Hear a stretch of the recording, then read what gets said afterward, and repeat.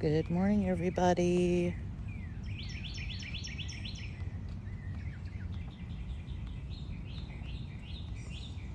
Good morning, good morning. Am I coming through okay? Happy Tuesday. Good morning. I'll give people a chance to hop in here. Morning. Happy Tuesday. Again, if a mod will let people know we are live, I'd appreciate that. Good morning. Welcome, welcome.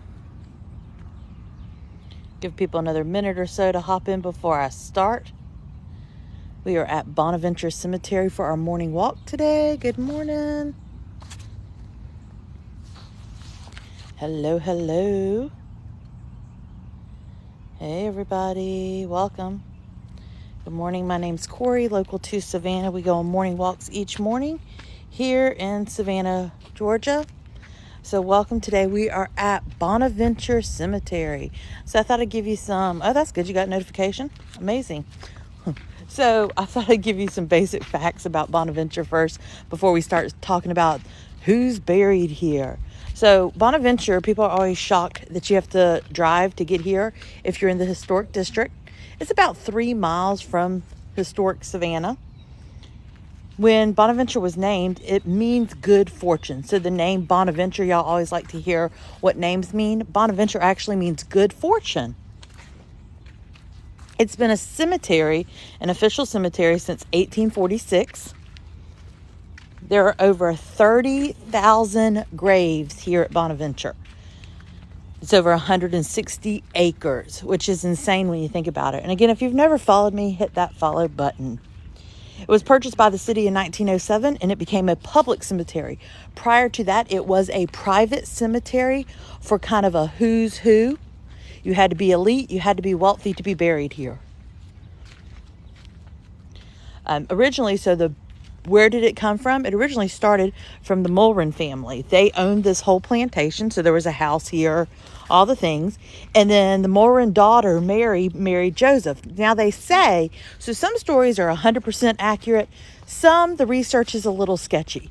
But they say if you look at it from the top, from an aerial view, the trees are in the shape of an M and a T for Mulren and Tatnall, who owned this property. I don't know if that's 100% true, but it would be cool to kind of look from an aerial view, wouldn't it? Served as a Confederate encampment in a hospital during the Civil War. And during the Revolutionary War, the Mulrens and the Tatnalls, they pledged their loyalty to the Loyalists and were seen as traitors, and they were stripped of this whole land that they owned, which is crazy. They even helped the last royal governor flee from here, right here from Bonaventure. Historical Society started in 1990 here, so it has really kind of taken over the beauty of what this place is. So when they escaped, the Mulrens went to the Bahamas, and the Tatnall, or at least the senior Tatnalls, went back to England. This plantation was auctioned off in 1782. And then John Habersham purchased 750 acres that he sold back to Josiah Tatnall, so it went back into the Tatnall family. First burial was in 1802, and it was Josiah's wife, Harriet. So 1846 is when the cemetery was sold to the Wiltenbergs, and he passed not long after he purchased it. And his son made it a private cemetery, Evergreen. Then the city purchased it in 1907, and it became the Bonaventure that you know today. So that's a quick kind of overview. It's the largest municipal cemetery that we have here in Savannah. It is a public cemetery. Yes, there are burials that still take place here. So that's some overview. But I always love to start with this. Oh, and there is a Jewish cemetery as well, where that was added a few years after Bonaventure. So quick overview of Bonaventure. Again, no, I've not. What's crazy though, when you think about it, 30,000 graves. Absolutely insanity, right? So let's talk about the Mongans. This is my favorite story. Now, I will tell you this. Within historic Savannah, or if within Bonaventure, there are so many stories nowadays that you don't really know if it's all true or a little bit true or kind of true. So John Mongan was the owner of one of the first steamboat operations here in Savannah and in Charleston. He also owned 11 plantations, and he was known to enslave hundreds of people. But that's not what made this grave right here famous. If you look, yeah, that sun's bright. Can y'all see the outline of the door, how it's lighter than the rest of the building? So he died in Defusky Island in South Carolina in 1833, and he was buried there in a big old crypt that looked like this, like a pyramid. In 1873, at that point, this was a private evergreen cemetery. So he decided that he wanted his family to come be buried here. It was an elite who's who cemetery, and he had all the clout that he wanted. So what's crazy, though, in 1898, groundskeepers arrived to find there's a conflict between if there's 10 or 11, but they found the, what am I looking for? What's the word? They found the burial places for the people. What's the word I'm looking for? Not the graves. What's the thing? Caskets. They found 10 or 11 caskets pulled out in this area. The bodies had been taken. Now, some say it was only a few. Some say it was all 10 that were in here. They were never found. The remains were never found. This was in 1989. Remains were never found. They put the graves or the caskets right back in there and closed it and sealed it right back up. But the remains to the Mongan family have never been found. Yep, so some of our original settlers were Jewish. So people always like to talk about the Mongan family.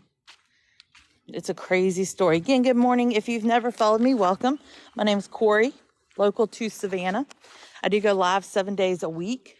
So some of the proper etiquette of Bonaventure. This is a active cemetery. You're not supposed to step inside the graves. But I do want to point out this. Do you see these markers right here? Those markers signify the Daughters of the American Revolution have gone through. And anytime you see those markers, they represent a couple of things. Good morning. Good morning. They represent Revolutionary War soldiers, patriots, wives, or daughters. So anytime we see these little markers, somebody that was involved in the Revolutionary War or a family member is buried here. Another piece of history. Today will be full of discussions of history, facts, knowledge, all the things. Now, Conrad Aiken is another famous burial here in Bonaventure. So Conrad had a really sad story. He was a poet, he was a writer, but unfortunately, he witnessed the death of his mother from the hands of his father. His parents are buried here. So his dad unalived his mom, and then he unalived himself. This bench right here, Conrad put, and he would sit because he had an amazing view of the Wilmington River. This is 3 miles from historic Savannah. So he would come and he would sit here and he would drink martinis as he watched the boats come. And one day a boat called the Cosmos Mariner came down the river. That's what's written on the bench. It says Cosmos Mariner, destination unknown. So he looked up the shipping schedule in the newspaper to find out more about the boat because he was so intrigued by it. And it listed it that its destination was unknown. So he carved it on his bench. So here at Bonaventure, you can actually park in a number of places. You can park, just pull up aside graves. There are a couple of parking lots. So kind of the basis of Bonaventure. Again, 30,000 graves. This could be an all-day event. You could drive through in an hour or 30 minutes. Now, one thing about Bonaventure, when you drive in, there's a house that you can get a map. There's bathrooms. There's a parking lot there. Midway through, there's another few parking places. But most people just come up and they will pull over to the side and park there. Good morning. Welcome, everybody. Happy Tuesday again. This is Bonaventure Cemetery. Welcome, welcome. We're sharing many stories.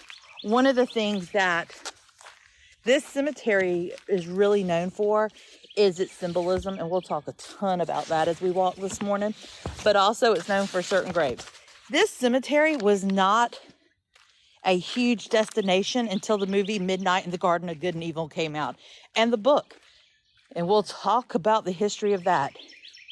Here's the Lawton grave. We talk about the Lawtons all the time.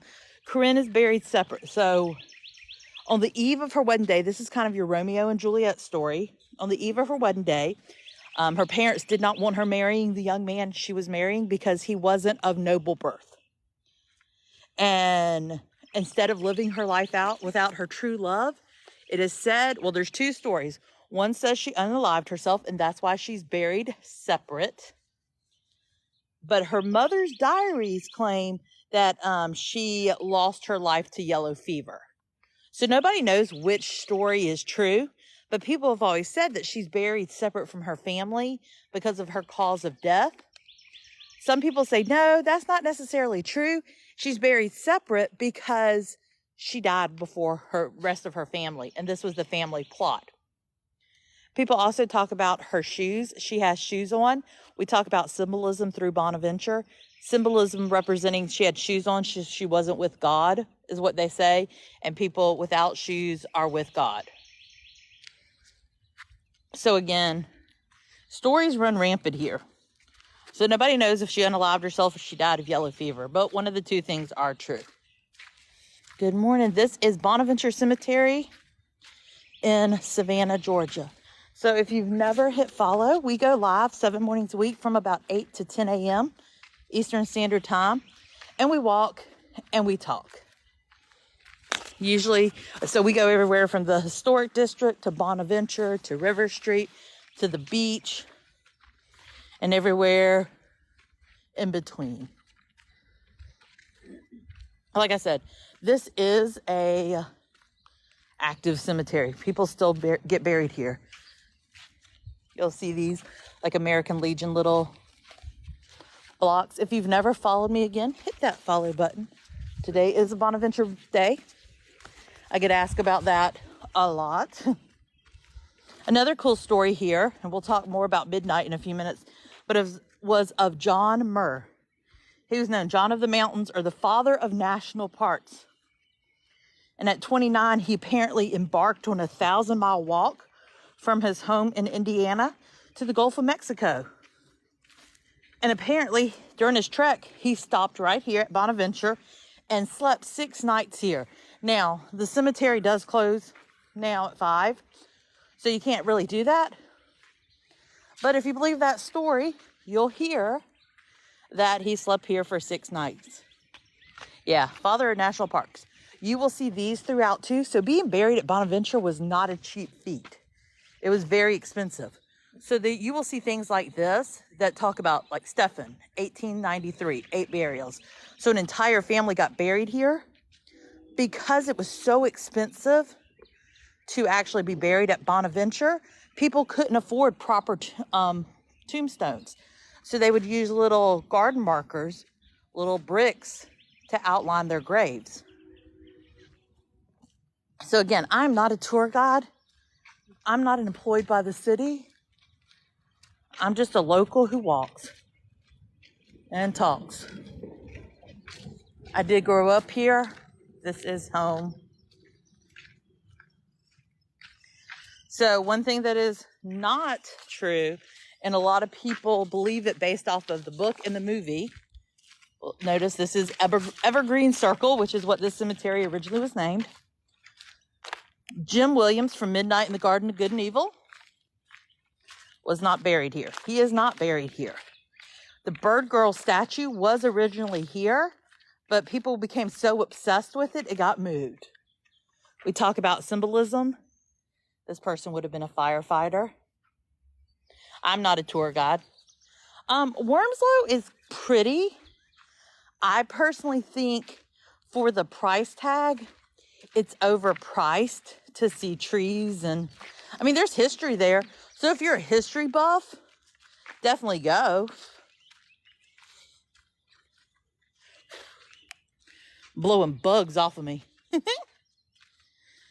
We have walked there before. So again, I've been doing this since May 5th, 2022. We walk, we talk. Another infamous person buried here is Johnny Mercer. He was a musician that got a lot of attention. Y'all, the bugs are wild today. But he is buried right here. They do ask you don't enter the plot. Nope. So Lady Chablis not buried here. The only person buried here from that movie and book series right now is Danny Hansford, the young man who lost his life at the hands of Jim Williams. He's not buried in historic Bonaventure. He is buried in one of the satellite cemeteries attached here. We'll go over there today. But Johnny Mercer was a big musician here. Moon River. No, it's not sand gnats. We are on the water. So one thing that made, not yet, it is not humid. One of the things that makes Bonaventure different than all the other cemeteries is the water. It runs along the water. Yeah, so people, they are fresh flowers. People come and visit. Family, so you have to understand, a lot of these families still live here in Savannah. They still exist here in Savannah, Georgia. So they come visit their loved ones. These are called obelisk. They showed signs of fortune. So the higher the obelisk, the more money you had.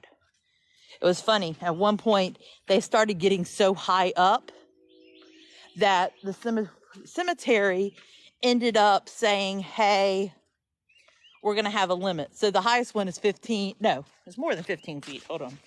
I wrote the number down because I didn't want to misquote. Because I wrote the specific number down.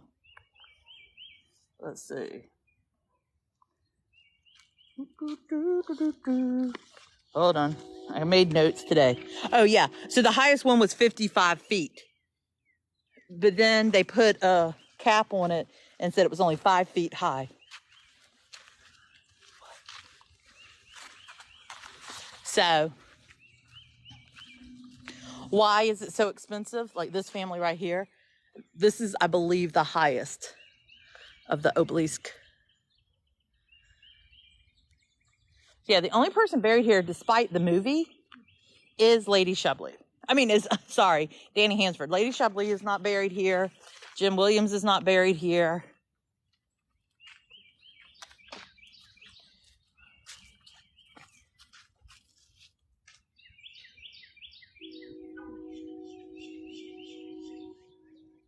So again, good morning.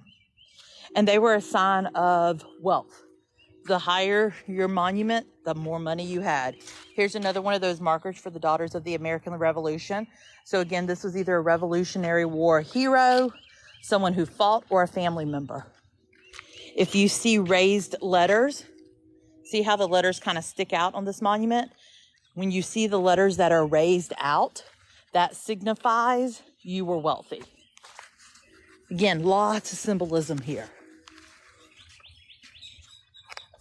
Again, we just go on morning walks.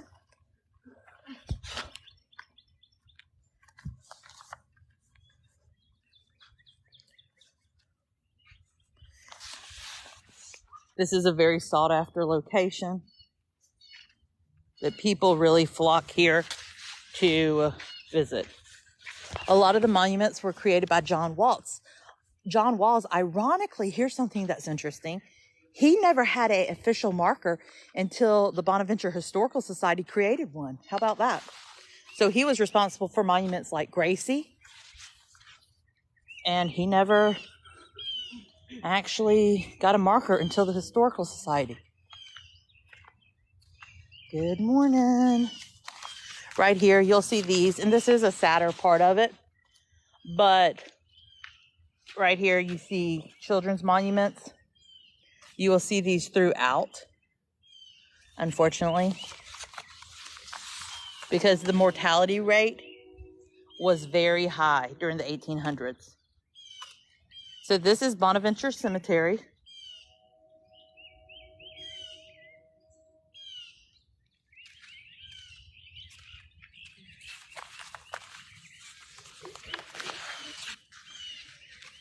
So in 1800s, only 50% or 54% of kids actually made it to their 5th birthday, if you didn't know that. Right here, you'll see these crosses. And people are always like, well, why are they at an angle? It's the way they were structured. They were built going up the stairs of heaven. In this specific historic one, I would not be surprised if it is full.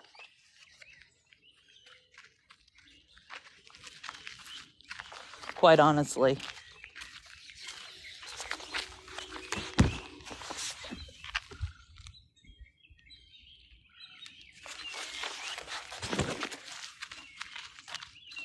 So in 1993, prior to the book Midnight in the Garden of Good and Evil coming out, there were about 5 million visitors to Savannah each year. After Midnight in the Garden of Good and Evil came out, increased population went up to about 50% more. And in 2022, Savannah had over 14.8 million people visiting Savannah, largely because of the movie Midnight in the Garden of Good and Evil. This is another one of my favorite graves to walk by. Yeah, I don't know how updated that is, but definitely check. It is on the city cemetery site. Charles F. Mills. It's not him that's important as much as that green thing next to him. Everybody see the little bell? Now, there's no confirmation that anybody actually was buried alive here at Bonaventure. Yep, we've been talking about it, baby. Lots of stuff. So this string used to run to people's hands because with morphine, they couldn't 100% prove that the person had passed away. That's why wakes came about. And so if somebody happened to get buried and then woke up, they would start ringing the bell. The midnight shift. So we've been live now for 25 minutes talking about the Mongans, we've talked about the Laughtons, we've talked about the Aikens, we've talked about the Mercers. So if you're just here, good morning. But yeah, so that bell rang. If somebody got buried alive, that was why the creation of wakes came about. Wakes where you would sit by your family's grave for a little while to make sure they weren't really not dead. And that is right here. It is catty corner to Gracie. Gracie is our most notable ghost. Her parents owned a hotel in Johnson Square. It was called Pulaski Hotel. She was 6 years old when she passed. There's a number of cemeteries. We have a number of active cemeteries. So Gracie is right around the corner. Gracie was 6 when she passed of pneumonia. John Walls did her burial or her marker. They had to put her behind a gate because so many people were obsessed with her. They broke her nose off. But when we talk about symbolism, there's a lot of interesting things. Let me zoom in. So you'll see the tree stump. Ooh, right there. The tree stump is in half because her life wasn't complete. The ivy is going to the direction of heaven. If you look at her eyes are pointing toward heaven. She has a rose in her hand that's not completely bloomed because, again, her life was cut short. So Gracie is the most visited grave here in Savannah. You'd be amazed. That's one of the reasons from Midnight in the Garden of Good and Evil.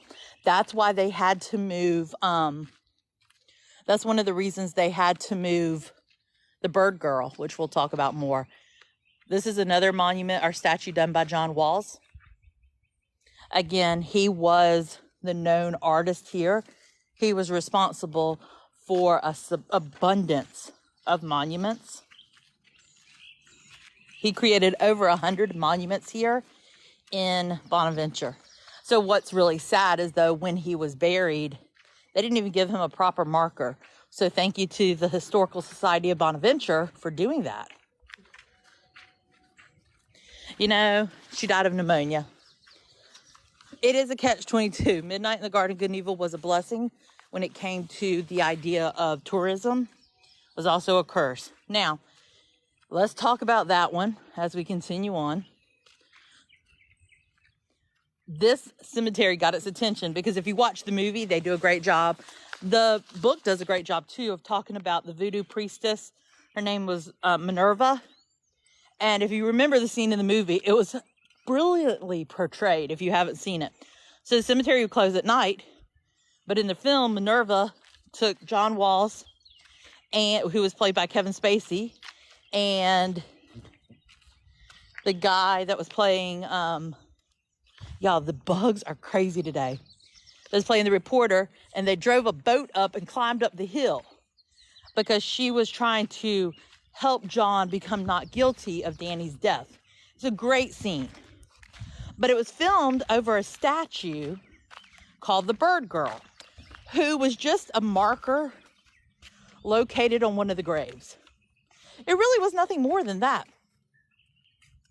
And lo and behold, people became obsessed with it. And so they flocked here. And so many people, like, man, people became obsessed. And they were like trampling the grave that the people were buried at. So the family's like, hey, I need you to get rid of her. Like, I need you to do something. So she sits in the Telfair Museum now. Good morning. So as you walk around to Bonaventure, you'll see the 7 virtues that are covered. Streets are named after historical parts of Bonaventure. You'll also notice, if we find one, I'll show it to you. But you'll also notice if someone was part of World War I, they didn't put World War I, they put the World War. Because you have to think about 1801 was the first burial. Good morning. If you see a tree stump, if we find that, no branches meant they had no wife or kids. You'll see scrolls. Are you kidding me? GMA, it is very well maintained. So if it doesn't have perpetual care, family has chosen for no care to be given to that grave.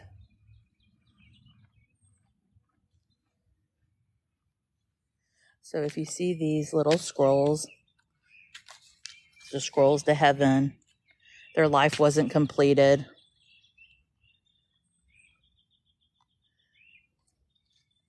Oh, maybe one day we'll have to do one. This area right here has a lot of the historical people. Yeah, funny, huh? And again, that tells you people. So Bonaventure being the last historical, like, cemetery really that people take note of. What was interesting is that you got to think people were already buried at Laurel Grove. They were buried at Colonial Cemetery. So some families actually opted to have their family moved here. Hello, it is beautiful. Again, if you've never followed me, hit that follow. Again, Bonaventure was considered a recreational park. So you will see benches throughout historic Bonaventure. And it was the way people spent time. They would have picnics. They would have with their families. So right here, Georgia was the last of the 13 colonies settled in 1733. It was time of trial and hardship and called for persons bold in spirit. And there are 13 men and women who are buried in this area right here that were part of that. Noble Wimberley Jones, they were part of the Wormslow crew. The Houstons were here. The Zublers, Butler, Williams, Telfair. We know about the Telfairs. Josiah Tatnall and his wife, Harriet. And then the Mongans. So a lot of folks buried here. This is the gentleman who purchased the land from the Tatnalls and made it Evergreen, or his son made it Evergreen Cemetery. Hello, good morning.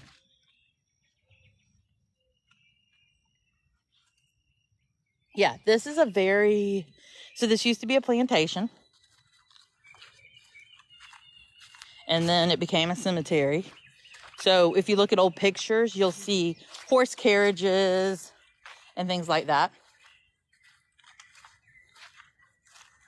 This right here is the Telfair. Let's see, who is it? Telfair S. Wetter and Alberta Roach.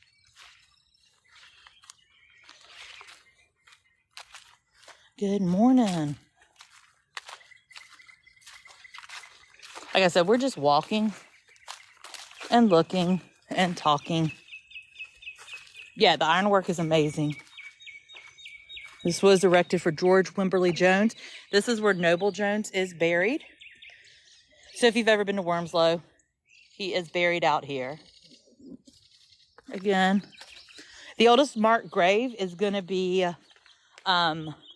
Josiah's wife, Josiah Tatnall's wife. 1801 is your oldest marked grave.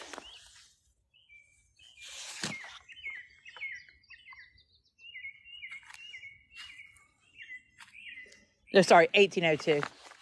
I stand corrected, 1802. I write dates down because I'm scared I'm going to forget them. So Telfair, we know about the Telfairs.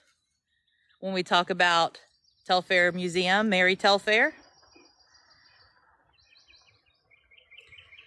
Yes, so coins, you will see coins, you will see rocks. So originally stones were left. It was a Jewish process. And they would put the stones on top of the body to kind of put the smell from existing.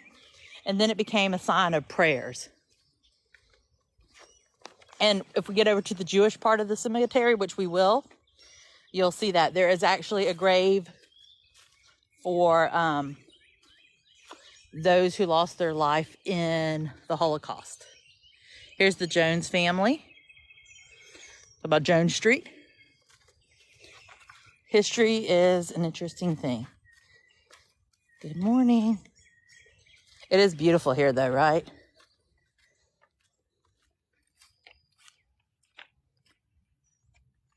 If you've never followed me though, hit that follow. I'm not a tour guide. I'm just an employed by the city. I'm not even that. I'm just a local. Noble was a popular name. So I started walking May 5th, 2022. I've lost 123 pounds. We walk about 3 to 5 miles each and every day. And I bring you guys along. So we walk, we talk, we sweat. Some are, yep. Some are above ground burials. Again, I mean, this person died 1869. Look at their markers. Graved by hand.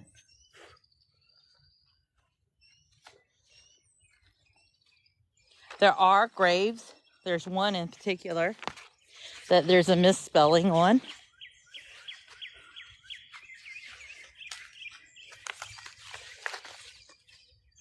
Yeah, lots of people have family members buried here.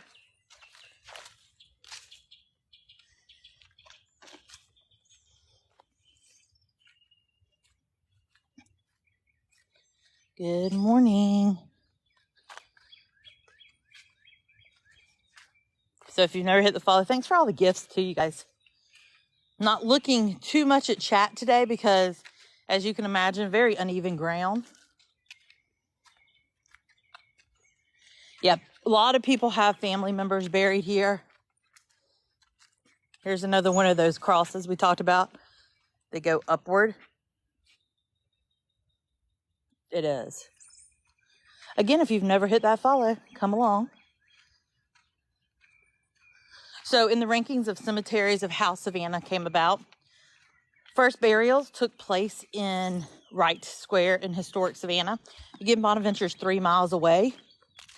After Wright Square, they opened Colonial Cemetery. Colonial Cemetery is in the historic district. Yep, pet friendly. After Colonial Cemetery, they opened Laurel Grove Cemetery. That's where people like Juliet Gordon Lowe are buried. And then after that, they took over Bonaventure. So you have unknown soldiers. This is a military tribute. This is Bonaventure. It's about 3 miles from the historic district. So you either need a car, find a tour.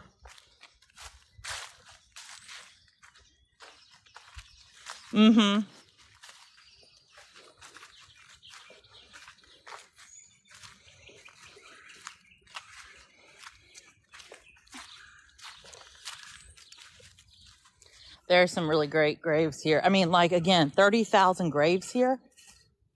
This could be an all-day walking event. Let's go get back on the sidewalks. This is Bonaventure Cemetery. It depends. So, Mike, the Bonaventure Historical Society does actually do free tours. So, yes, there are private tours that you can pay for, but Bonaventure Historical Society does do free tours. I know, I love the hearts. Yep. Jewish culture. So the stones were two things. It's a Jewish background. One, it started as kind of ways before caskets existed so that the smell would be covered up. Then they were used as I'm offering a prayer for you, is really what they became. But Minerva from Midnight in the Garden of Good and Evil is really what changed. Thanks for all the gifts, you guys. The trajectory of this place. And Savannah's never been the same. And people still flock to the cemetery to find out where the Bird Girl is, where Jim Williams is, where Lady Chablis is, to find out, guess what? None of them are buried here. Thanks for the gifts.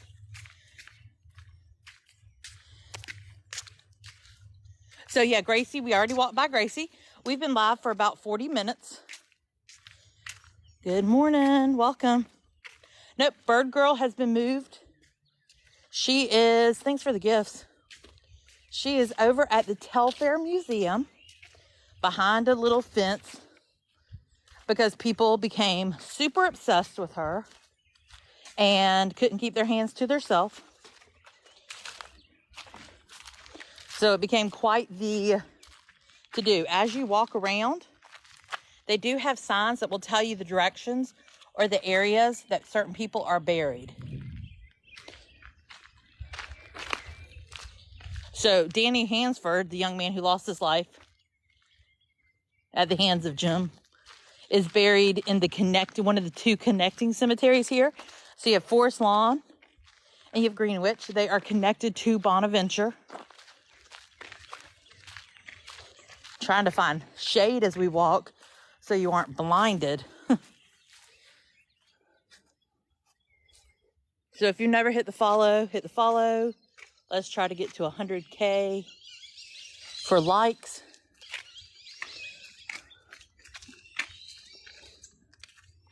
It is cool to look up old pictures of this place and see the horse carriages.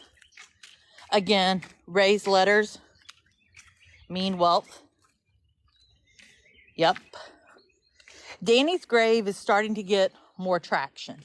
Suddenly it's starting to get a ton of more of attention than it did. We do. We've been to Laurel Grove a couple of times. This is a cool grave. So you can see the vines going up. Lilies were used. And you'll see lilies on a lot. Lilies were used back in the 1800s to cover the smell of a grave. But they seem to be a cemetery flower here. It's very quiet. Markers that have a barrier like all the way around like this meant they were wealthy too. Like I said, tons of symbolism when it comes to Bonaventure. We do walk around Tybee. Yep, we go all the places. And if you're asking questions that aren't getting answered, be sure to check chat because my moderators are fantastic and answer your questions as well. She is buried up in Middle Georgia.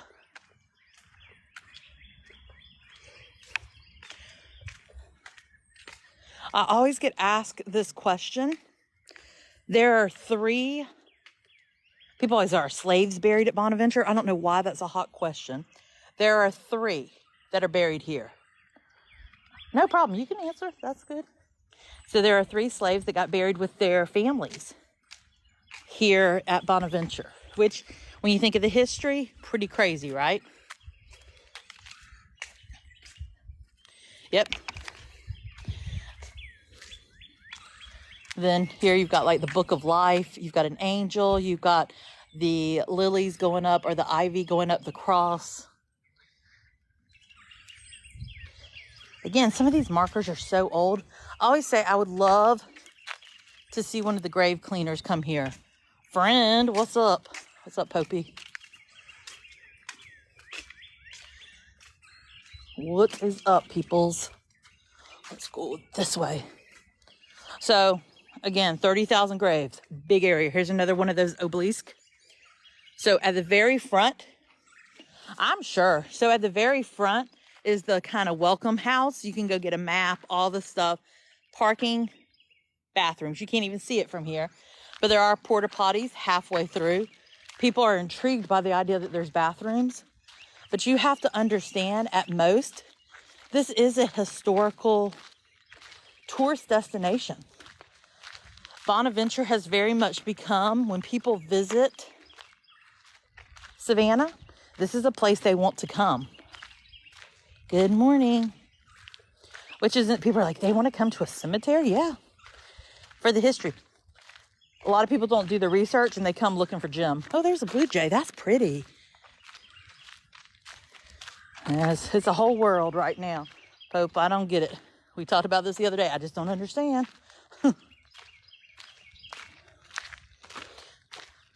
Good morning.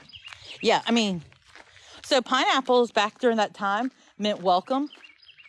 They welcomed all people during that time period. I understand pineapples mean something different now, but back in the 17 and 1800s, they were hospitality, welcoming. It is. So if you've never followed me, hit that follow button.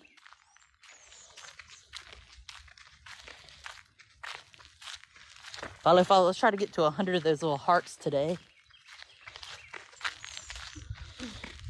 Yep, we already walked by Johnny Mercer Lee. So we went live at 8 o'clock, just before 8 o'clock. So we have been live for 45 minutes. So we have already visited Gracie, Johnny Mercer, Conrad Aiken, the Lawtons, the Mongans, just to name a few. It is not as horrible as it was yesterday, but it's definitely kicking.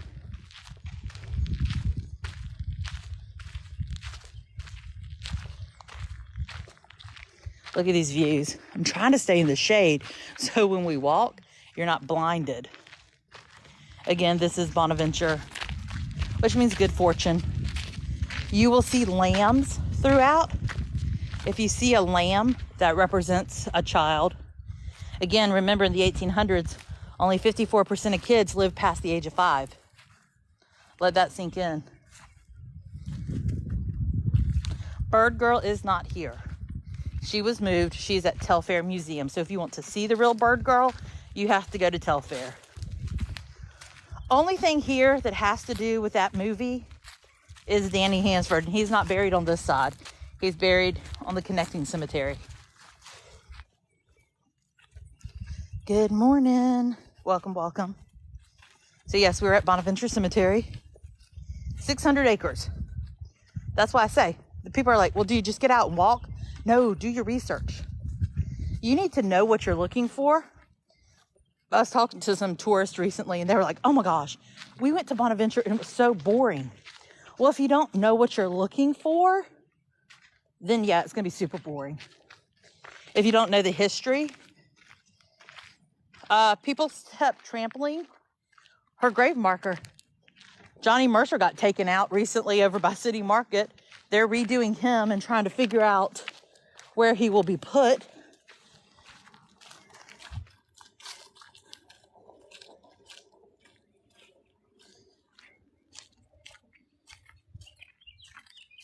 Danny Hansford was the young man, if you've ever read the book or seen the movie Midnight in the Garden of Good and Evil, the book is what changed the trajectory of tourist industry here in Savannah. Because the first third of the book, it really is a love story for Savannah. And then it tells the story of Jim Williams. Here's a pineapple.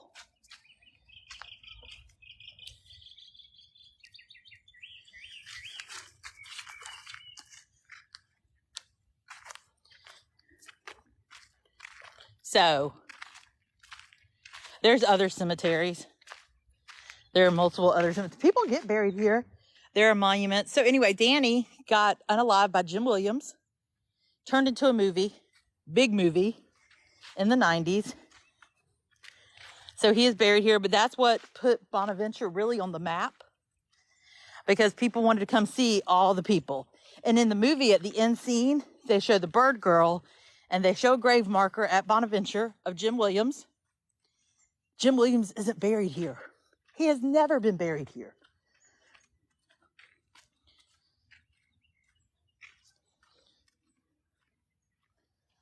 Yep, we move fast.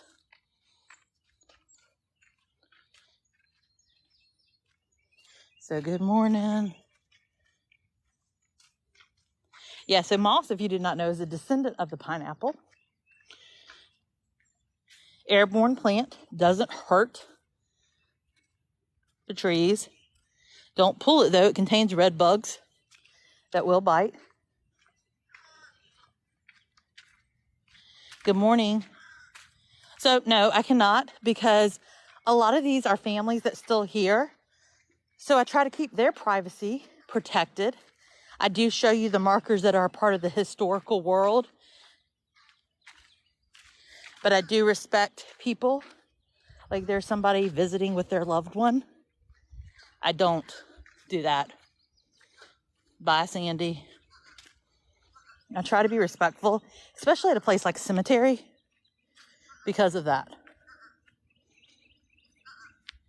You do have to understand too, some of these markers are very recent, fresh.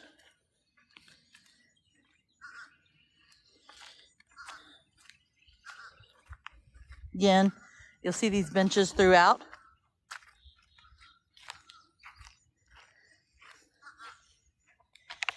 Again, lots of symbolism here. Here is the Spanish-American War Veterans Mark. So people that were in the Spanish-American War buried here. Yeah, I mean, we have like yesterday, recent. So you have to understand some of the markers, some of the areas were bought by families back in the 1800s for all of their future family. It is 30,000 graves here.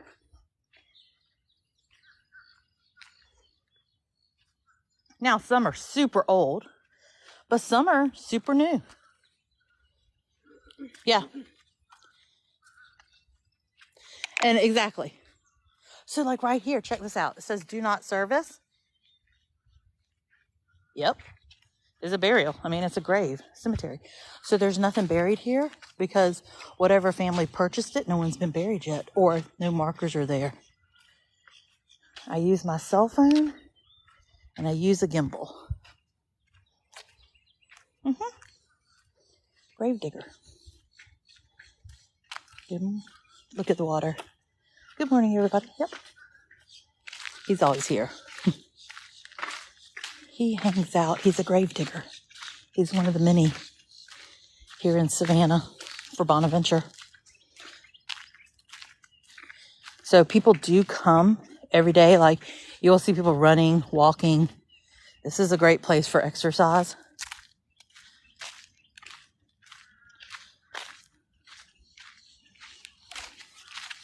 So again, good morning. That's awesome. Again, if you've never followed me, my name's Corey. I'm a local to Savannah. We go live 7 mornings a week on a morning walk. We walk 3 to 5 miles. We walk, we talk. I share history. I'm not a tour guide or employed by the city. I'm just someone who does these walks.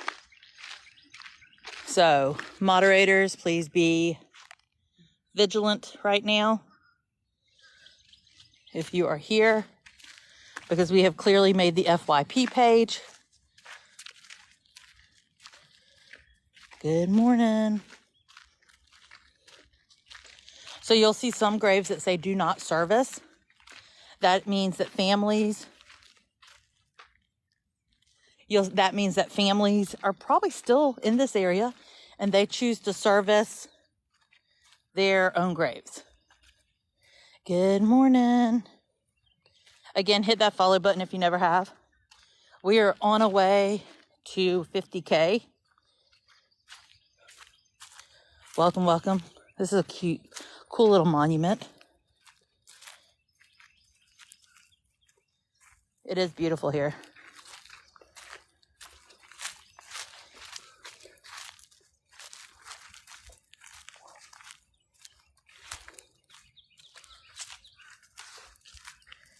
This is a video I'll probably edit and put on one of my social media outlets because we've talked about a ton of history.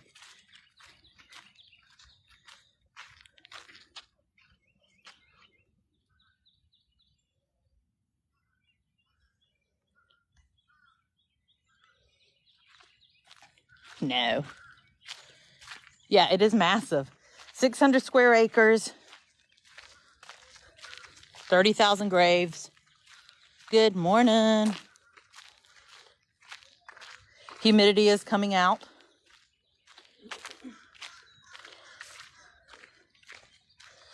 On a weekend, it is very busy. There are a number of ways you can tour here. You can pay for official tours. Nope. So you can pay for the official tours. Historical Society does free tours. Not any tour guide can do a tour here, though. So you have to know your history to do tours here. And you have to pay a ton of money. Good morning.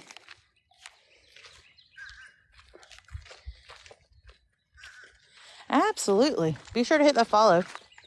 We're walking, and then we'll eventually make it back to my car, where we will drive over to the Jewish part of the cemetery so that you can see that area, which is really cool. Then we will drive to one of the connecting cemeteries of Bonaventure so you can see Danny Hansford.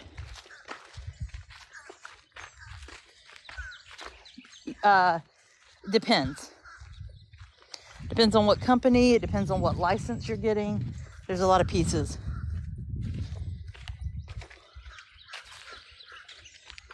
Nope, they haven't left yet.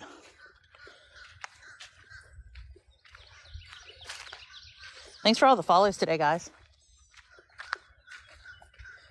Something about Bonaventure people are just enthralled with. We've been walking for almost an hour.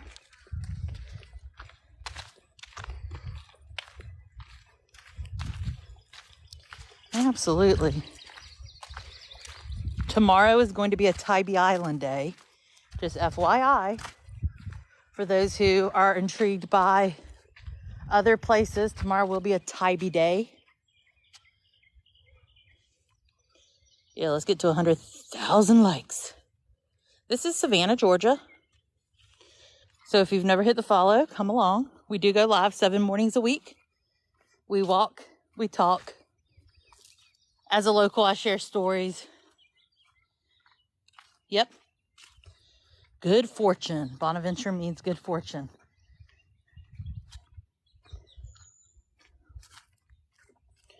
It is 8:55 a.m. Awesome.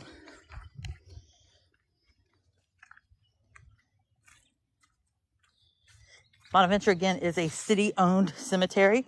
It used to be a private cemetery called Evergreen. Much different than Colonial Cemetery in historic Savannah. This is called Wilmington River. Right here, you will see boats from time to time. Now, the story of the Mongans, which we talked about, the grave stealers, grave robbers. The story was the Mongan family was buried over at Defusky Island out this way. So it came on a boat because, of course, Mr. Mongan wanted all the attention. And this was when it was Evergreen Cemetery. This was a who's who cemetery. So they say, again, you have to take some of the stories with a grain of salt. They say when they got their marker here, they had to push it up this hill, which would be true, which you've got marshland and everything. They had to push it up. And that's why it's where it is, because they couldn't push it any farther. Yep, we've been to Laurel Grove many times. Good morning. So that's why their marker is where it is, because they couldn't push it any farther. Historical, if you're into history, this place has a ton of history, which we started the live going through.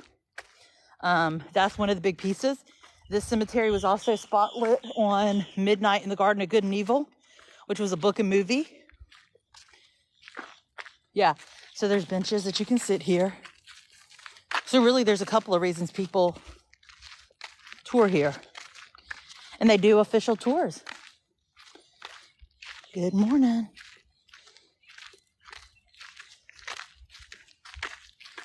Tree moss, yep, it's a descendant of the pineapple. Airborne plant.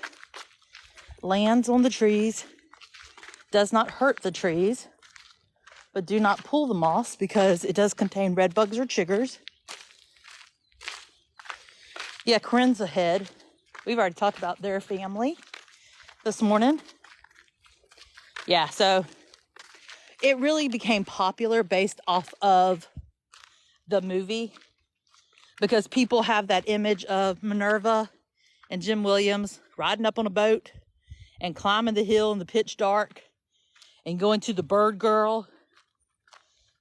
And Minerva did spells to try to get Jim found not guilty. Not here, no. So that really, people came here obsessed with that idea. Now, Minerva was an interesting bird. She has passed. She was a voodoo priestess. Whether or not you believe in that, I don't really care. I'm telling you the story. But she was a voodoo priestess. She had certain eccentric things. She didn't ever want to touch hands with you because she felt like you would ward off your evil spirits onto her. This is Bonaventure. And so here's the thing about Minerva. People are like, oh, I love the character of Danny Hansford, or I love the character of Jim Williams, or I love the character of Lady Chablis. These were real people that existed here in Savannah. If you're a local, I always tell people, Savannah in the 80s and 90s, much, much different than Savannah today.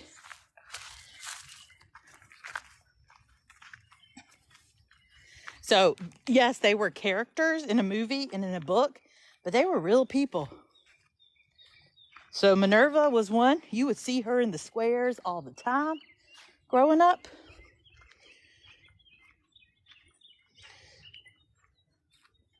She called everybody child. She was married to down here in Savannah, they don't call it voodoo, they call it hoodoo. And it's more of a southern voodoo. But like Danny Hansford, who lost his life, is the one that's buried here. Not in the historic district, in a connecting one, which we will go over to today. Yep, oh yeah. Again, Minerva lived much longer. So yeah, saw her often. Jim passed, I was like 8 or 9. So grew up knowing about Jim Williams. Yep. There are. So we've seen a couple of people actually. I try very hard in my lives when we're live, especially in historic Savannah. I try not to put people in my live that don't want to be there. Johnny Mercer wrote music. Yep. He's buried here. We actually already walked by his grave. Again, we've been live for over an hour walking.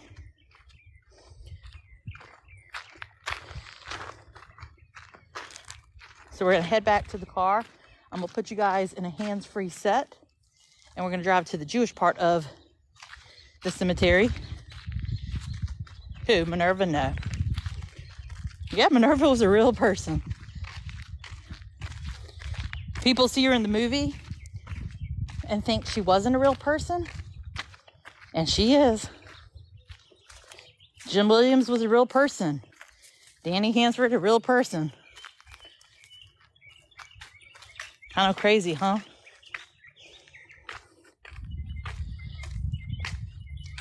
I don't remember the actress that played her in the movie, but they did. I will tell you, Clint Eastwood directed Midnight in the Garden of Good and Evil. Clint Eastwood is actually returning.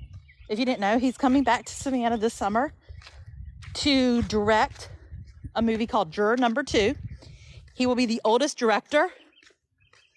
He is going to be 93 as he directs that film. Crazy, huh?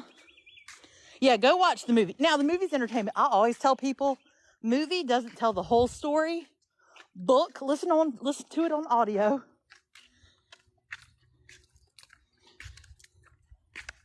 No, Minerva was very much a real person of Savannah. If you look, there's not a ton of pictures of her. Here's the Lawton's grave. There's not a ton of pictures of Minerva, but there are a few. She didn't like having her picture taken. She thought it gave evil off, like evil spirits. Lady Chablis not buried here. Lady Chablis lived in Savannah, in Historic District. She was a real person. The actress in the movie, Midnight in the Garden of Good and Evil, was the real Lady Chablis. She played herself in the movie. Down that way is another parking area. So, interesting enough, no one ever knows where she got buried. The family, when she passed, because the movie had already come out, lots of coverage about that film. They weren't really vocal on where she was. So again, here's the Mongan tomb. That's the one that came down on the steamboat. And they had to push it up the hill. So if you weren't here at the beginning, 1989, grave diggers or grave people came here, the workers of the cemetery, one day, and the 10 to 11 caskets that were inside there were all out in this area. All the bodies were gone. All of them. Nobody ever found them. So they put all the caskets back in. Yep, they put all the caskets back in and sealed it up. Never to be seen again. So there's 10 caskets. There's no people in there, though. There's no remains. Yeah, so they pushed that big old thing up that hill. That's why they say it's planted where it's planted. Because they said, we started pushing, and we said, absolutely not. They said, nope, not today. No, she performed in Savannah at Club 1 in historic Savannah off of City Market. Again, if you've never followed me, hit that follow button. There are a ton of stories within Bonaventure. Some true, some entertainment. You know, I guess we all need a little entertainment in our life. I try to stick to stuff that I can factually fact check. But some of the tours here are pretty funny because they tell you stories that aren't really true. All right, we're getting in the car. Whew, I'm sweating. We're going to drive to the Jewish side of the cemetery. Again, 30,000 graves here. 600 acres. We could walk all day. We've been walking for an hour. So, yeah, there are rumors about what happened to the Mongan bodies. Some people say that they were kind of stolen for voodoo purposes. Guess we'll never know, huh? We never found them. Good morning. Let me set you up on my hands-free set. If you've never followed me, be sure to hit that follow. We're not done yet. This is a great way. Irma Hall, that was her name. She was, I will tell you, Clint Eastwood, the casting for Midnight in the Garden of Good and Evil were top notch. They did a fantastic job casting. I mean, holy guacamole. Did they do an amazing job? Who? Minerva's no longer alive. She passed away. 2013? Yeah, Minerva's not alive anymore.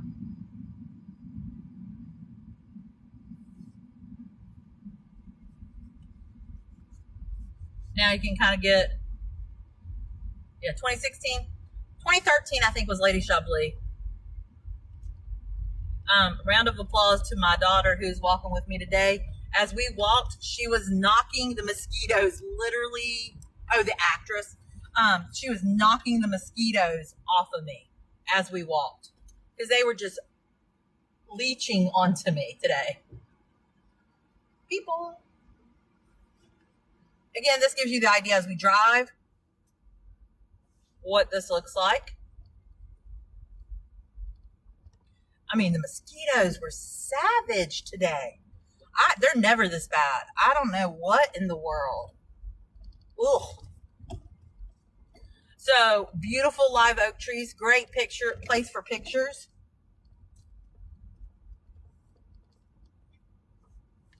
Hit that follow. You never know where we might be on a morning live. We do the historic district, River Street, Tybee, everywhere in the between.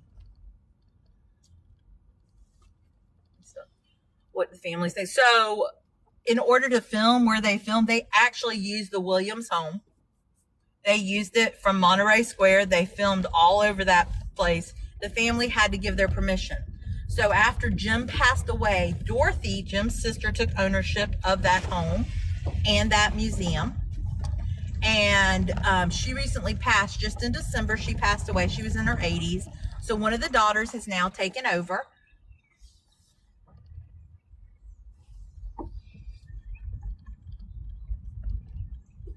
Kind of driving around for a minute. We are going to the Jewish side. The Jewish side was added 2 years after Bonaventure.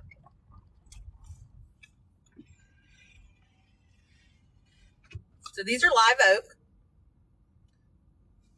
These giant trees are called live oak trees.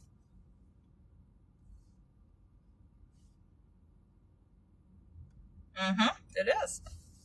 It's the actual square. It's actual Bonaventure Cemetery. All of that is legit.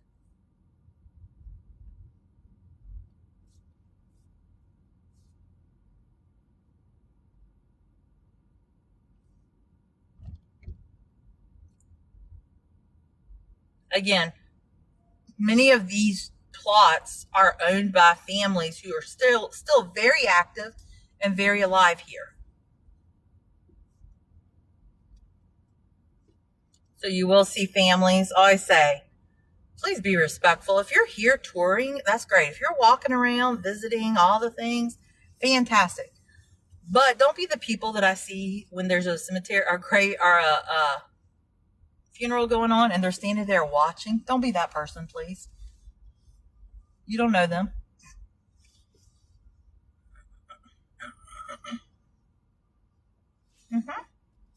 They used to they hang out in the square, Monterey Square, all the time. You just have to know them. You can tour the bottom floor of that home. You can pay for a tour. Still a very sought after tour. You can see a lot of Jim's antiques. He was an antique collector before he was Jim Williams, the dude from the movie and book.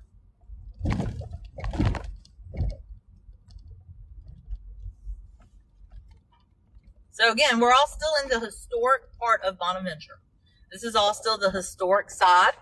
We're just heading over to the Jewish side. It's a little rocky.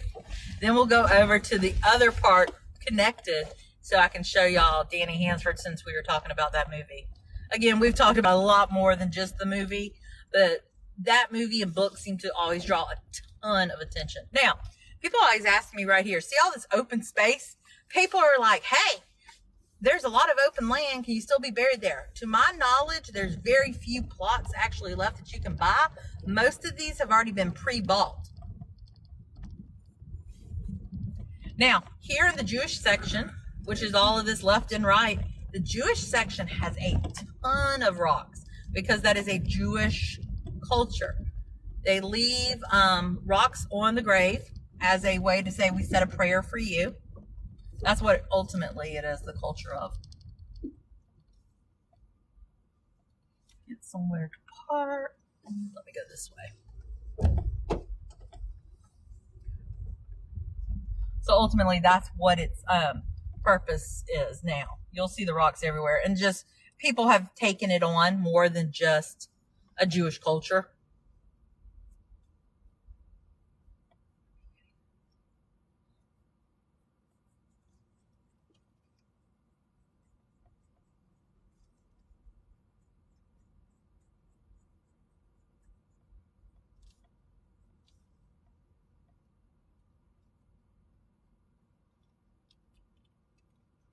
And if you've never followed me, my name's Corey, local to Savannah.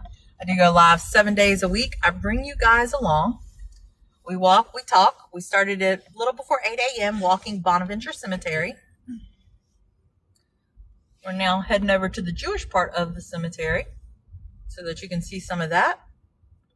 Then we're going to drive over to Greenwich, and I'm going to show you Danny Hansford. All right, so let me pull over here.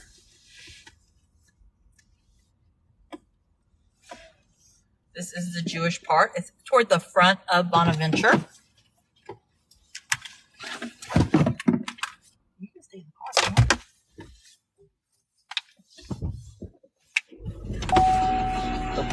car. Okay, let me get y'all set up.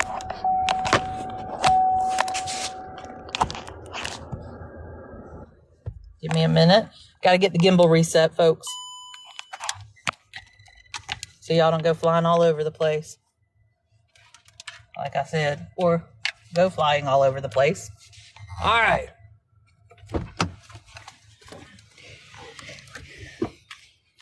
All right. So a couple things about the Jewish area. You're going to see the markers. All of this is Jewish cemetery. So again, why are y'all going crooked? Hold up, let me get y'all reset. Y'all are all wally-opped.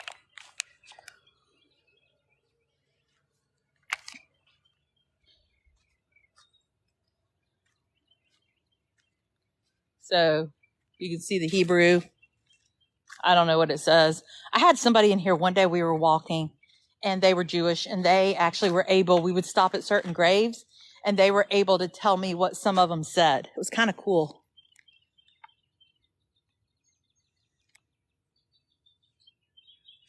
Yep, Larry, I already answered that. And those aren't weeping willows. Those are live oak trees.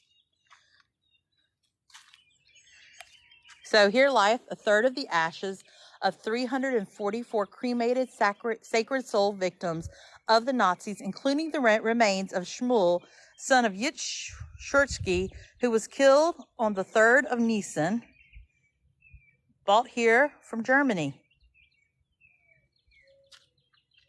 So this is actual people. These are the remains of victims from the Holocaust. Hey, hey.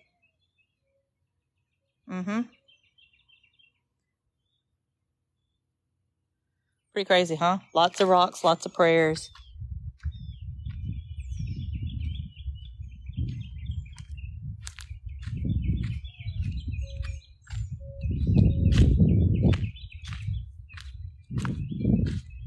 A lot of people like to see that. So again, all of this is historic Bonaventure right here. Again, welcome. If you're just joining me, my name's Corey, local to Savannah. I do go live 7 days a week. I bring you guys along. We walk, we talk. So if you've never hit that follow button, be sure to hit it. You'll notice big spaces, much like the other parts of Bonaventure. There is symbolism here. You have the areas of wealth. Families are buried together. They're very closely buried. Lots of history.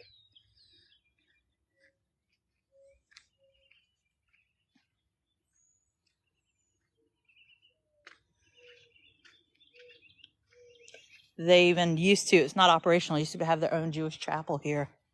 We do have a huge Jewish faith. So we do have a huge culture that are Jewish that people don't recognize or realize. Again, right there is one of those plaques I told you about that represents somebody that was part of the Revolutionary War.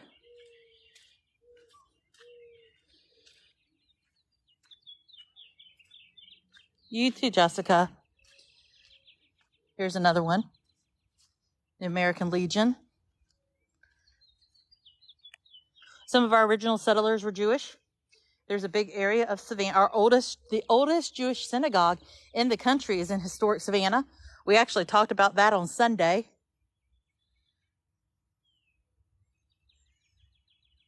Yeah. Some of the original settlers were of Jewish faith. There is a whole community that is close to one of the Jewish temples, and they walk and live there. Absolutely. Check this one out. He was only 40 years old when he passed. I wonder what his story is. He was born 1920, died in 1960.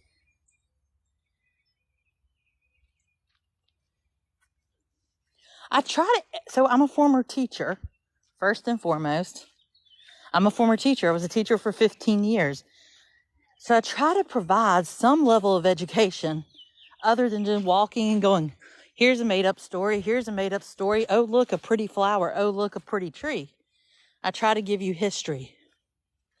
And I try to give you the culture of what Savannah is. Savannah is super diverse.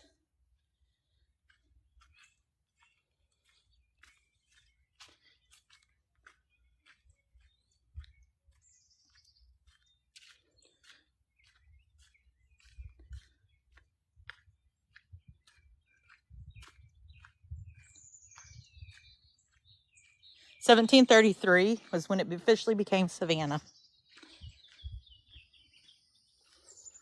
Settled before then. Settlers came here before then, but it officially became Savannah 1733. Again, Bonaventure means good fortune, which when you think about it, the Tatnalls didn't really have the best of fortune, who were the original owners and later took over this land.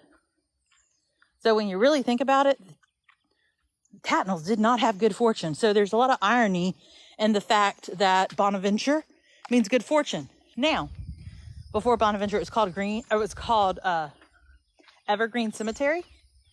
But when the city took over, they renamed it Bonaventure, which is what it was originally named. Again, growing up here, you'll learn a lot. All your field trips were always here. They were always to Savannah places.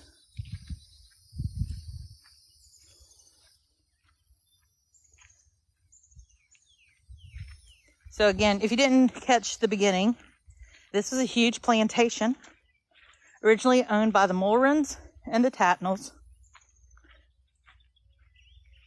Look, the rocks are in a heart. Yep.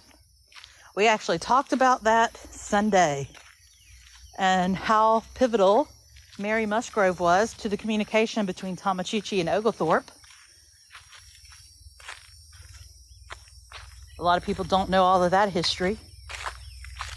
We talked about women of Savannah and what powerful history they had.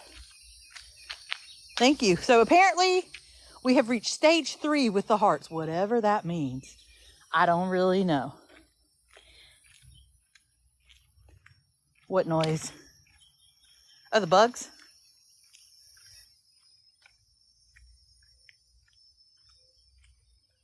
Good morning.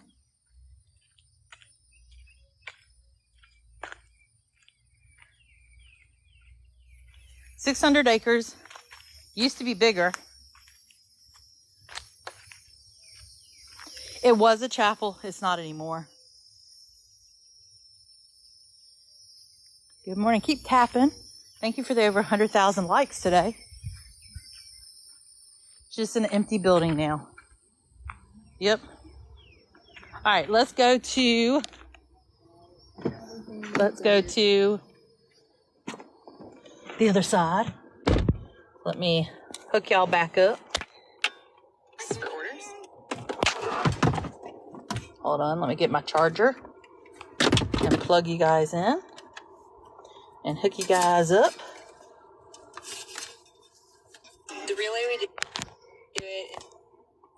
Yeah, it's paved roads, it's dirt, it's rocked. See, Ashley, I just said bugs because I don't know if many people know what those are. It is the time, you'll hear them. Okay. So again, if you've never followed me, hit that follow button. I am not a tour guide. I'm not employed by the city. I'm a local who's grown up here. Family's grown up here. We walk, we talk. I know we have multiple cemeteries. So again, history of burials here in Savannah. In the beginning, burials took place in Wright Square in historic Savannah. Then they opened Colonial Cemetery. Then they opened Laurel Grove Cemetery. Then they opened Bonaventure Cemetery. We have other cemeteries, but those are the big four people are intrigued by when they come to Savannah. All right, so we're gonna head, so here's the house. When you drive in, this house right here, they have maps. On weekends, they'll have the golf carts out. You can do golf cart tours if they're offering them. There's bathrooms right here. This is the gate. So they separated, originally it was separated so you can see the Star David. There originally, this was the entrance for the Jewish part of the cemetery. All right, now you have Greenwich and you have Forest Lawn. Let's see if this car's coming in. So we're coming through the entrance. So to the right is the historical side of Bonaventure. That's where we just were. To the left, you have Forest Lawn and Greenwich Cemetery.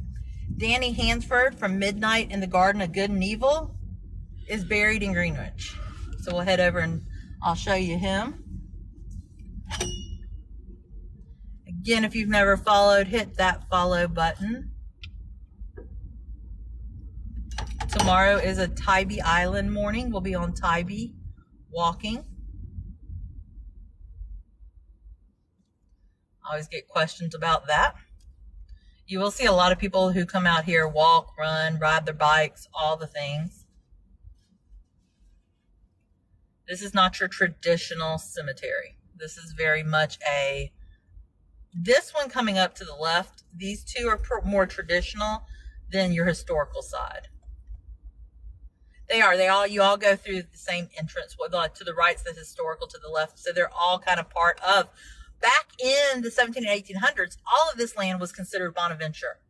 But then it was basically taken over because of what happened with the Murrans and the Tatnalls, which we talked about at the beginning. And so then different families bought different parts. Josiah Tatnall took back over 600 acres of the original Bonaventure. So there's a big gate that lines historic Bonaventure from these two cemeteries. So it shows you three separate ones. If you've never hit that follow, be sure to. So this is Forest Lawn. Again, your more traditional type cemetery. Danny Hansford, if you're intrigued by the book and movie Midnight in the Garden of Good and Evil, he is not buried in this one, in Forest Lawn. He is buried in Greenwich. These two cemeteries are still very active. City opens the gates each day. Hours are 8 to 5 p.m. City will lock the gates each day.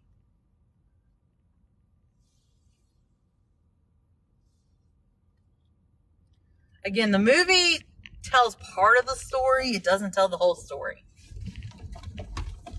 So when the case with Alec Murdaugh happened, that's why I said history repeats itself.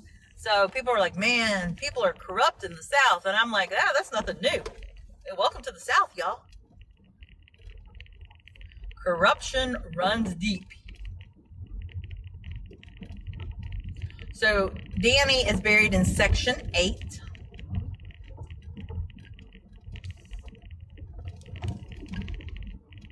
He doesn't have a big grave. It's a very small space.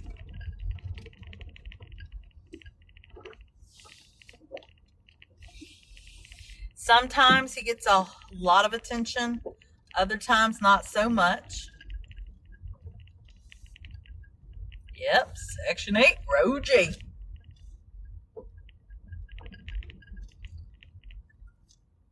I do try to be very careful when we come out here because usually there are families visiting with their loved ones. All right, let me grab my gimbal.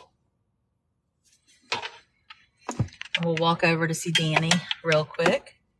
So if you don't know the story of Midnight in the Garden of Good and Evil, it's the story of Jim Williams and Danny Hansford. It was in the 70s. And during that time, certain things were not socially acceptable. It was speculated and later confirmed that he and Danny were supposedly in a relationship. One evening, now Danny was 21 when he passed away. And Danny was a troublemaker. There's no way around that. He used to race the squares. He had a hard life, though. That kid had a very, very hard life. And because of that, you know, he was a product of his culture growing up. And one evening, so the story goes, one evening, Danny came in to Jim's house intoxicated, very intoxicated. He and Jim got into a heated argument. Jim's testimony was that Danny drew a gun, and so in self-defense, Jim unalived Danny. Now, that's where the story gets a little crazy. Book is way more accurate to the story, but the story gets a little crazy from that point forward because Jim went to trial 4 times. First time he was found guilty for the unaliving of Danny, but due to something appeal, he got another trial. Second trial, he was found guilty. Due to information that came out after the fact, he got a third trial. Third trial was a mistrial. Fourth and final time, he was acquitted of the death of Danny Hansford. This is his grave. It hasn't been visited in a while. Somebody was out here with fresh flowers for a while. There's always cars here because he used to race his cars. Used to be little bottles of Jack. There's a lot of stories. It was, you know, some people say it's based off of who he knew, Russ, that he knew the Supreme Court of Georgia's lawyer. So people say there's a lot of speculation based on how Danny's body was found. But the story gets even more interesting. He was only 21 years old when he passed. The story gets even more interesting because Jim finally gets acquitted. He comes home. Within a few years, he passes away, they say, of a heart condition. Some people say his death certificate says something like pneumonia. But there's a lot of speculation. Now, it gets even more interesting. Well, when you hear the story, you look at the reports, I still believe it was not done. The research I've done, and it's still a fine line. I don't believe he was innocent. I believe he shot Danny because information was about to come out that they were in a relationship. The movie does portray that side in the case, in the trial, where Jim had to tell his mama that he was in a relationship because it was going to come out in the trial. And I think that was one of the reasons Danny lost his life, because Jim was about to lose everything he had. He did also wait hours to call 911. Can you turn that off, please? Thank you. Yeah, he waited hours. He didn't call immediately. Now, what's interesting, here's where the story still continues. When Jim passed away, his family claims that he was found up in his room, right in his room. He was resting, yada, yada. His attorney, his longtime family attorney that had been by his side from the beginning, says, no, he was not found in his room. He was found right outside the office area that he took Danny's life. Now, one of the lawyers who sat on the case actually said after, and this is in the Savannah Morning News, years later, the judge said, well, Danny was trouble with a capital T, but Jim absolutely did kill him. So, you know, this is still one of those things that draws a ton of attention. Tons of attention. But the movie is entertaining. Clint Eastwood directed it. John Cusack's in it. Kevin Spacey played a remarkable Jim Williams. Like, Kevin Spacey was phenomenal when it came to Jim. Lady Chablis was actually in the film.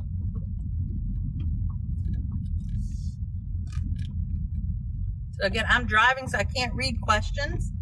But there's a lot of history to that movie and book. Read the book or at least listen to the audio. The movie has some fiction and some nonfiction.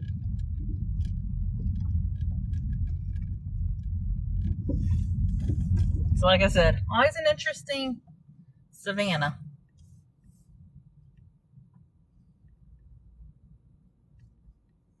So if you've never followed me before, hit that follow. I do go live 7 mornings a week starting at 8 a.m. or a little before 8 a.m. Eastern Standard Time. And if you're not a reader, like a lot of people are like, oh, I can't read that book. It's a long book. Listen to the audio. If you're in your car for any amount of times this summer, play a chapter every time you're in your car. And if you're asking questions, my moderators do a great job answering. Gosh, y'all, those mosquitoes today. Ugh.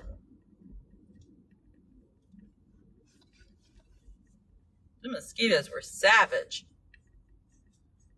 The book has so much more to the story. And it has a lot that explains Savannah history. So it is kind of cool that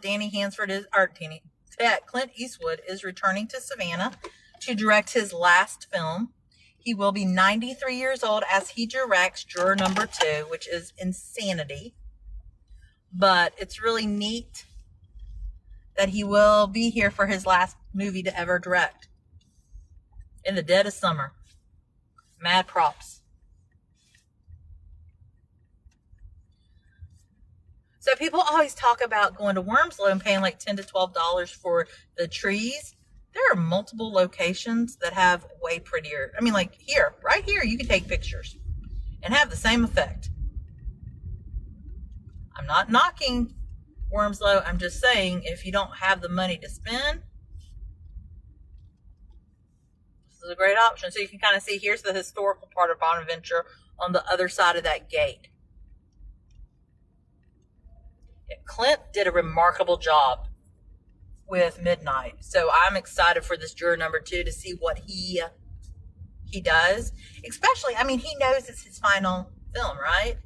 93 years old. Okay, first, can we give, they're called Live Oak. Can we give Clint Eastwood a round of applause? The fact that he is going to be 93 years old directing a film in the summer heat of Savannah. Y'all, if you've never been to Savannah during the summer, it's called your second shower. So you come outside after taking a shower and you take another shower. I mean, seriously. Not me at 93. Absolutely not. But I am excited because he did such a great job with the movie. Like, his angles of footage. And it's cool because he knows this town. He spent a long time here filming. So he knows Savannah. Mm-hmm.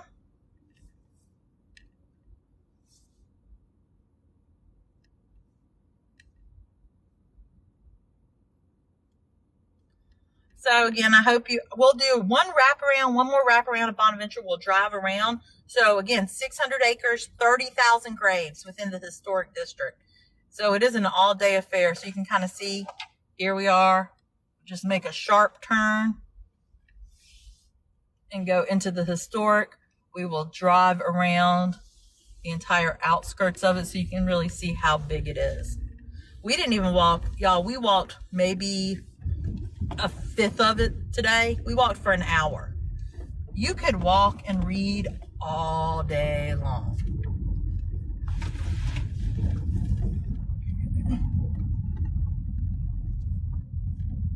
So I do hope you enjoyed today's live at Bonaventure Cemetery.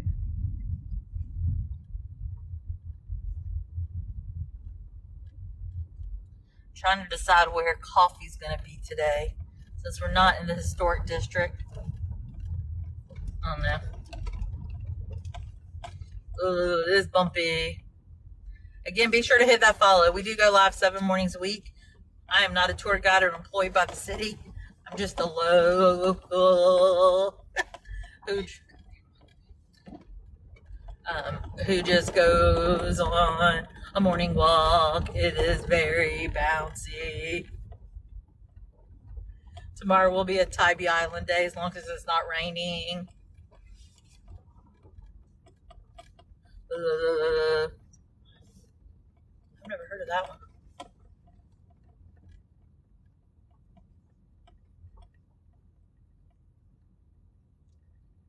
Yeah. Here's the thing. Yeah, bring your water. Have your bottle of water with you. Have some sunblock. And know what, like, if you just come to Bonaventure and start walking around, you're going to just be like, this is just a cemetery. I don't get it. Yeah, bring your bug spray.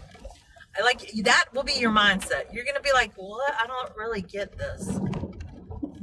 You got to do your research ahead of time. And don't believe all stories you hear about Bonaventure. So we're on the very outskirts. This is Telfair Drive. I mean, all the roads in Bonaventure are named after historical parts of Savannah. Oh, I haven't been to Cutter's Point in forever. Used to go there with your friends.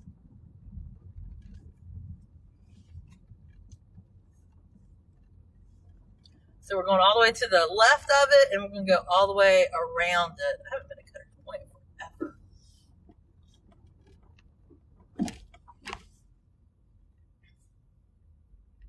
And now we're all the way to the back. Oh, happy birthday. You can see, I mean, and inside of all of this is all the graves. Which, man, oh man, are there a bunch.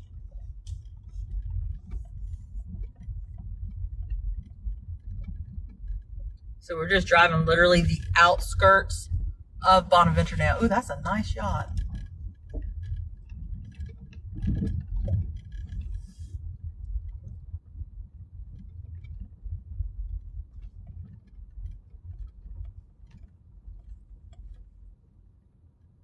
$30,000 graves. Yep. Pretty wild, huh?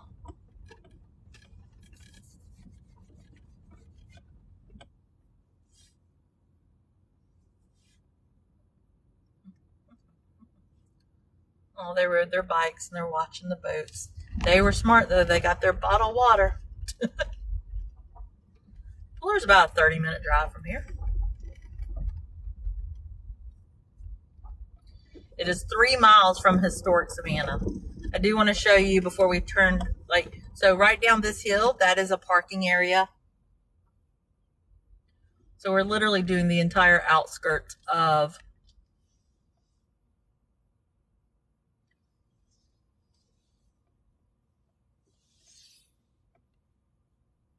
Bonaventure.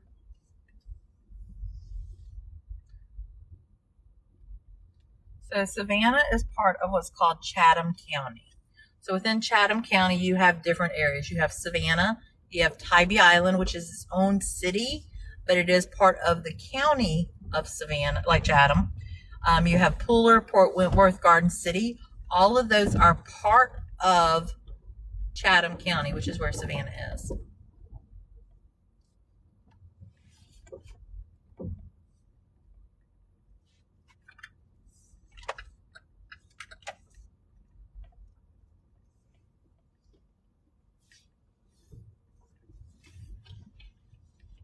So if you've never hit that follow, be sure to come along. We do this 7 mornings a week. We go different places. Today was, y'all, my phone is bouncing so much as we drive. It literally took a picture.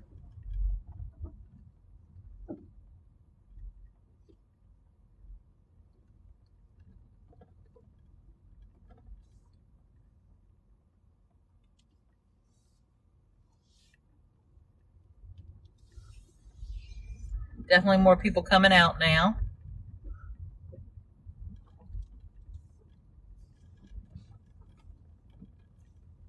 The people are awake.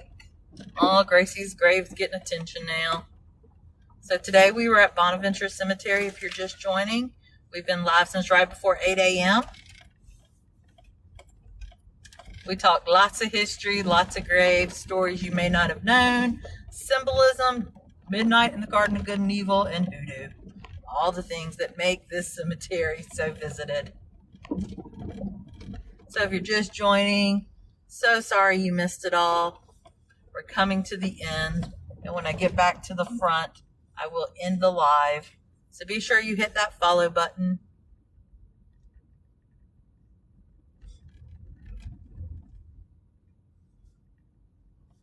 It has been a fun morning with lots of things. Tomorrow we will be at the beach walking Tybee Island so you can see our coastal community. Since supposedly we're not a coastal town, but we'll see it. I mean, lots of people park. So see how people are just parking on the side?